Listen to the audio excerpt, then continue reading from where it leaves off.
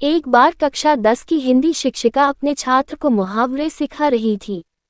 तभी कक्षा एक मुहावरे पर आ पहुंची।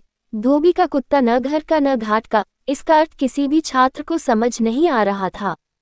इसीलिए अपने छात्र को और अच्छी तरह से समझाने के लिए शिक्षिका ने अपने छात्र को एक कहानी के रूप में उदाहरण देना उचित समझा।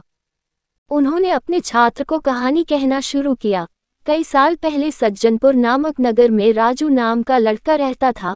वह एक बहुत ही अच्छा क्रिकेटर था। वह इतना अच्छा खिलाड़ी था कि उसमें भारतीय क्रिकेट टीम में होने की क्षमता थी। वह क्रिकेट तो खेलता पर उसे दूसरों के कामों में दखल अंदाजी करना बहुत पसंद था।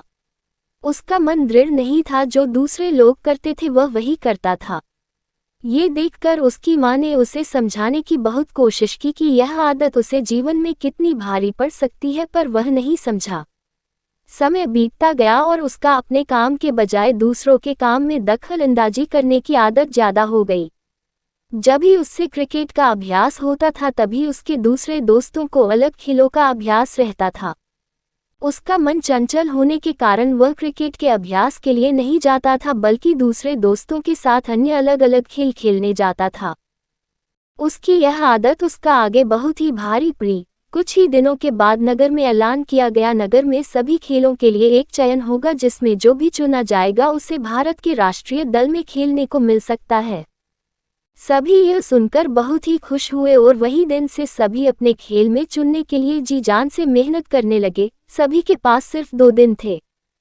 राजू ने भी अपना अभ्यास शुरू किया, पर पिछले कुछ दिनों से अपने खेल के अभ्यास में जाने की बजाय दूसरों के खेल के अभ्यास में जाने के कारण उसने अपने शानदार फॉर्म खो दिया था। 2 दिन के बाद चयन का समय आया। राजू ने खूब कोशिश की, पर अभ्यास की कमी के कारण वह अपना शानदार प्रदर्शन नहीं दिखा पाया और उसका चयन नहीं हुआ। वह दूसरे खेलों में भी चयन न हुआ, क्योंकि वे सब खेल उसे सिर्फ थोड़ा आते थे और किसी भी खेल में वह माहिर नहीं था, जिसके कारण वह कोई भी खेल में चयन नहीं हुआ। और उसके जो सभी दूसरे दोस्त थे उनका कोई न कोई खेल में चयन हो गया, क्योंकि वे दिन रात मेहनत करते थे। अंत में राजू को अपने सिर पर हाथ रखकर बैठना पड़ा और वह धोबी के कुत्ते की तरह बन गया, जो न घर का होता है न घाट का।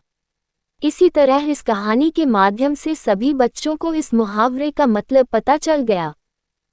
शिक्षिका को अपने छात्रों को एक ही संदेश पहुंचाना था कि वे जीवन में जो कुछ भी करे सिर्फ उसी में ध्यान दे और दूसरों से विचलित न हो, वरना वह धोबी के कुत्ते की तरह बन जाएगी, जो न घर का न घाट का होता है।